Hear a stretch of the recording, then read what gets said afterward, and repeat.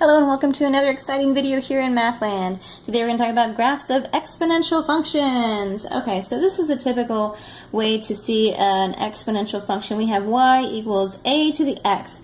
So that could be seen if we want to put numbers in there. Y equals, I don't know, 3 to the x. Okay, so what's cool about exponential functions is that if everything's positive and hunky-dory, they're always going to go through 0, 1. Okay, so say this graph is 3 to the x, so it's going to go this way and steadily increase in an exponential way.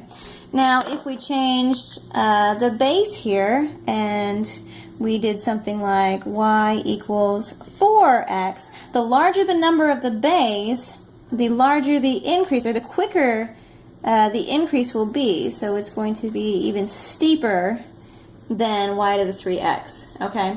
So, but still, it goes through 0, 1, which is kind of neat for all graphs. Okay, so if you think back to graphing quadratic functions and fun stuff like that, if you need a refresher, go check out those videos. We had certain things here. So say if we had, we'll do y equals 2 to the, we'll say, negative x. So we've got a negative in here.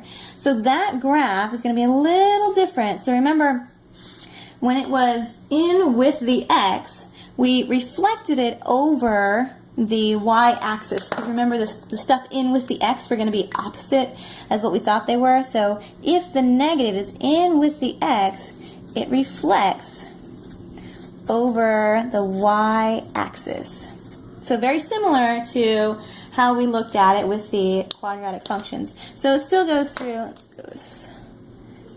still through that point, 0, 1, but it's now reflected. So now it's actually a decrease exponentially. Okay, so it reflects over the y-axis. Otherwise, it would be flipped this way, so it would always increase. We've got a negative up there. It's going to reflect over the y-axis. Okay. Another thing you might see, let's go with, this right here.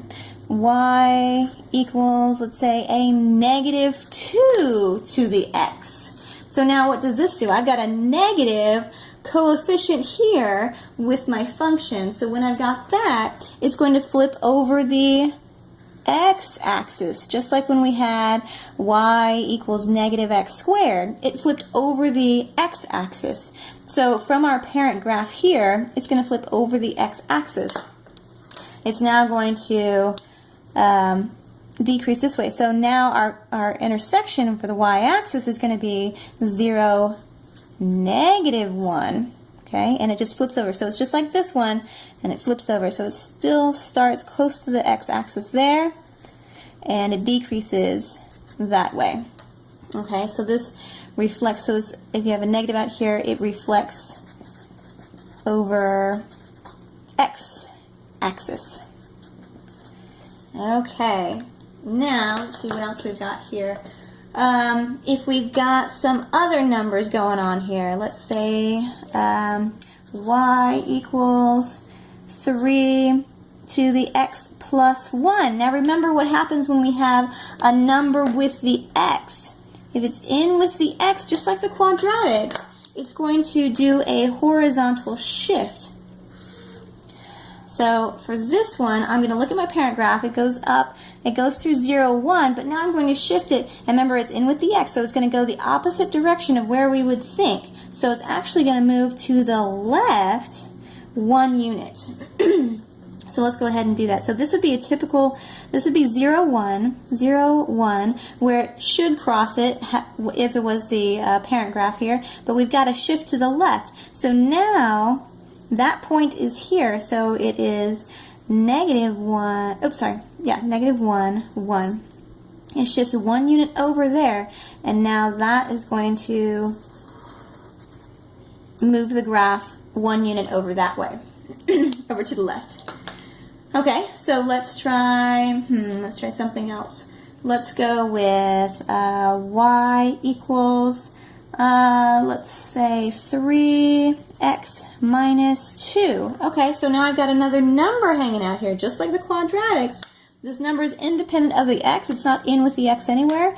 So now this is a vertical shift, and it's going to go down the way it would look. So it's negative, so we're going to shift it down 2 units. So that graph right here, our typical point to run through would be 0, 1, and we're going to take it down 2 units, 1, 2, and that's going to run, that's going to be our y-intercept there. Okay, so it goes down 2 units. Okay, I think that's all you will encounter as far as the exponents.